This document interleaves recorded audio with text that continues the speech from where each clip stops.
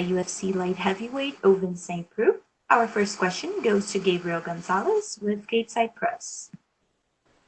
It's about 15 minutes, right? Hey OSP, how are you? I'm doing good yourself. I'm doing well. The obvious question everyone wants to know, can you just walk us through last Saturday? Like, when was the last test you took that came up positive? Uh, was it the Friday? That Friday before, yeah, that Friday that we had to take the test. And I took another one Saturday morning that also came out positive too.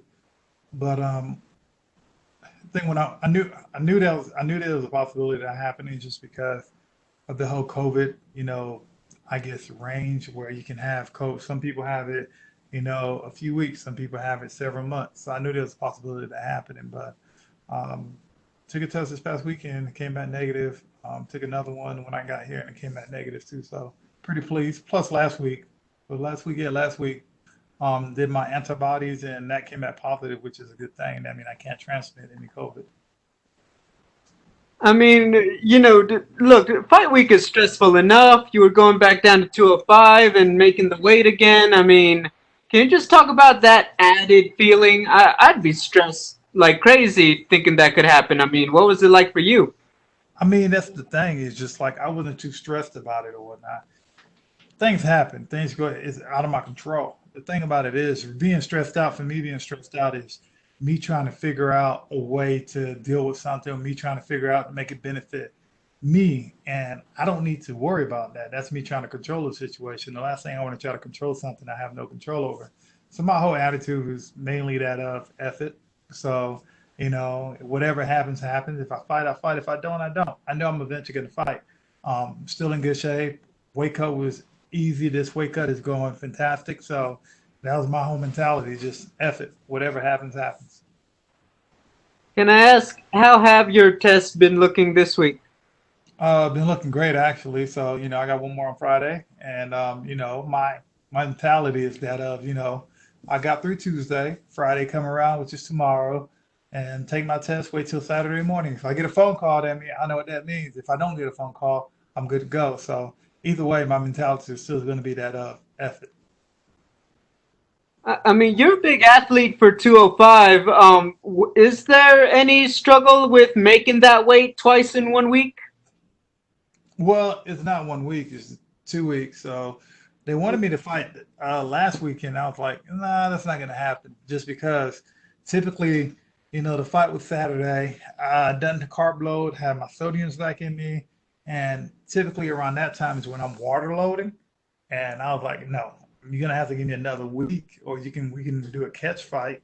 But you know, they set it off for 2 more weeks after that, which is perfect. But other than that, man, like it's crazy because I actually, I actually like my best fights that I've had is when I came in, you know, at like a 15-pound weight cut or a 14-pound weight cut, which is easy for me instead of me coming in at a 25-pound weight cut.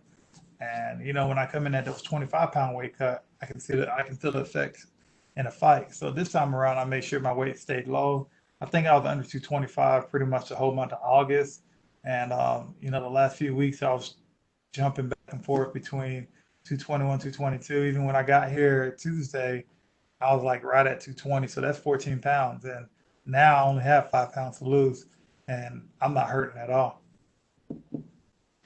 Gotcha. I mean, my final question, obviously it's the same opponent. It has been too long. You get a couple extra days. Do you do anything in terms of, oh, well, let me watch more tape, let me drill more this? Or is it just, hey, you just kind of keep yourself in shape and you wait for for your rescheduled fight?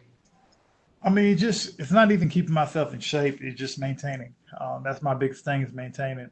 You still can throw a little bit of stuff in there because we had time to do that. But other than that, there's not much you can do. And to be quite honest, too, like even taking the fight, like you know, I was supposed to fight somebody else, and I woke up like on a Thursday, a Thursday a week before my fight, saying, "Hey, you got you fighting Alonzo Menifield," and I was like, "All right, cool." So I've done it before. I've taken fights on short notice before. It worked out for me. Sometimes it didn't work out for me. But other than that, there's not much to do. My trainer understands too. Like, I'm pretty well rounded everywhere I go. Whether it's my stand up, the wrestling, or the grappling aspect about it, and he knows like I can adapt to situations extremely fast. So that helps out tremendously for him to let me know, be like, okay, we have a specific game plan, but I'm gonna let you freestyle this one yourself. Gotcha. Hey, thank you. Best of luck. Thank you. Our next question is from Jay Anderson with Gateside Press. Hey, Ovince, welcome back. A couple of quick ones just to follow up. When it comes to COVID, we heard that you had previously contracted it. Your management company mentioned that. Do you have any idea how you actually caught it, who you caught it from? Man, not necessarily. I really don't. I mean, to be honest, too, man, it's just like I tell people, you can't play it safe in a fight game. You can't, just because you're gonna have to be around people.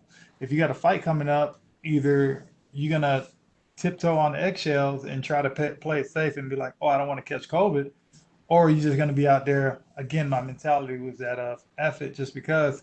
And at the end of the day, the way it's looking like, there's gonna be a point in time when everybody get it. I was telling myself 2 months ago, like I wanted to have it in my system 2 months ago just to get it out of the way, just because, like it just everything that you do, you have to tiptoe. You have to tiptoe. So my mentality was, I'm not doing that just because I want to get the best out of my performance, especially when you got to have a fight. You're getting ready for a fight. You don't want to go in there. You don't want to go into training camp like kind of half-assed and everything. So I was like, you know what? I'm just gonna go in full tilt. I was still working out. I was doing everything. I made sure I took precautions and whatnot. But other than that, when I was in the gym, there's no taking precautions in the gym. It's almost impossible to do that. You know, you're an athlete, you're obviously in optimal shape, so you're probably pretty low risk in terms of the impact. But how hard is it to keep your focus on an opponent and on training when in the back of your mind you're going like, man, I've also got to fight off a serious disease? I mean, I didn't think about it at all because I didn't know I had it. I didn't have any symptoms at all. I think the only symptoms I had was like, I right when I was actually like typically when I end up changing my diet to like make sure I'm eating clean, pretty much everything clean. My body started going to changes. I think I had a fever like 101, and I woke up like at 1 o'clock in the morning. I woke up, at 8 o'clock, and it was like 97. And then after that, I hopped on my mountain bike, went for an hour and a half ride at at Baker's Creek in Knoxville. Then from there, I turned around and had a 4.5 mile run that night, and I was like, man, I feel great. So, I didn't even know I had it until like, my trainer's wife was going in. She was like, well, I've been around my family. I'm just gonna go get tested. And I was like, you know what? Last time I got tested was in Jacksonville. Let me go get tested. And it came back positive. I didn't have any symptoms at all. So it's different. Like it. Do I believe all the hype about COVID? I do. One of my fraternity brothers got it, and he was in the emergency room. But he said he was in the hospital for 3 days. But and I had it, and I was perfectly fine. So I don't know. Well, glad to hear that you've gotten past it. Glad to hear that he's out of the emergency room. Want to go on a different track and ask you about something else. You were at heavyweight for your last fight. It looks like John Jones is going to be fighting at heavyweight moving forward. That's a guy that you shared the cage with. How do you think he fares up there? Um, he should do good, man. A lot of the heavyweights, if he does what he does, like he John got a good thing of luring people into the fourth and fifth round and kind of wearing them out that way. But he got a lot of tools that he can actually, you know, he switches stance, confuse heavyweight. His wrestling is going to be good within heavyweight. His reach is going to be, bigger than a lot of the heavyweights. But the only thing he really got to watch out for is, the power of the heavyweights and the weight of the heavyweights too, because a lot of times it it's good, but moving a heavyweight is completely moving a guy that's 205. Because you're weighing at 205, the next day you're 220, 225. And my heavyweight I fought, I fought when I fought Ben Rothwell, he was at 265, and the next day I'm thinking he was 15, 20 pounds heavier. It becomes a little difficult trying to move a weight like that. That's the only thing. It's just like, if he can prepare himself for that, I think he'll do really good at heavyweight. Does his absence from the 205-pound division kind of renew the fire in you? Because the only two people who have held the 205-pound belt for years are John Jones and Daniel Cormier. Now one's retired and one's moving up. It really feels like a brand new ball game. I mean, it does, but the thing about the fight game is either a champ's going to vacate his title or everybody is going to end up changing throughout the years and whatnot. The 205 division is one of the division that didn't change a lot at all, and it does a lot of fire in me. It didn't.